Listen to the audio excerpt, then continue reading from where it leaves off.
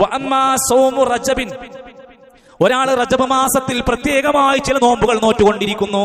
ബിഖുസൂസിഹി, സാധാരണയൊന്നുമില്ലാത്ത കുറച്ച് നോമ്പുകൾ. ഫഹാദീസുഹു കുല്ലുഹാ ദഈഫത്തുൻ ബൽ മൗദൂഅത്തുൻ, അത്തരം വിഷയങ്ങളിൽ വന്ന ഹദീസുകൾ വ്യാജമാണ്, ദുർബലമാണ്, നമുക്ക് സ്ഥിരപ്പെട്ട ഒരു പണ്ഡിതനിൽ നിന്നും രേഖപ്പെടുത്താൻ കഴിയൂല. സുഹൃത്തുക്കളെ, റജബ് മാസം നോമ്പുണ്ട്, ശ്രദ്ധിച്ചോളി. റജബ് മാസം നോമ്പുണ്ട്.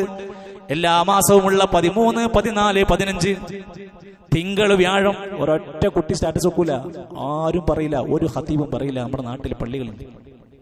എന്നാൽ 90 നോമ്പ് എല്ലാവരും മെസ്സേജ് അയച്ചു, എല്ലാവരും തുടങ്ങിക്കഴിഞ്ഞു. പല നാടുകളിലും കച്ചവടം, വൈകുന്നേരത്ത് തിരക്ക് തുടങ്ങി. എന്താ തിരക്കെന്ന് ചോദിച്ചാൽ പറഞ്ഞപ്പോ നോമ്പ് തുടങ്ങിയില്ല ഉസ്താദ്. 90 നോമ്പ് തുടങ്ങിയില്ലേ? 90 നോമ്പ് തുടങ്ങി. ആര് പഠിപ്പിച്ചു? അത്തരം ഒരു വിഷയത്തിൽ സ്വഹാബിമാരാരെങ്കിലും ഒരാളങ്ങനെ റജബും ശഅബാനും റമദാനും 3 മാസം തുടർച്ചയായി നോമ്പ് നോറ്റ ഒരു സ്വഹാബിയുടെ ചരിത്രം നിങ്ങൾക്കുണ്ടോ?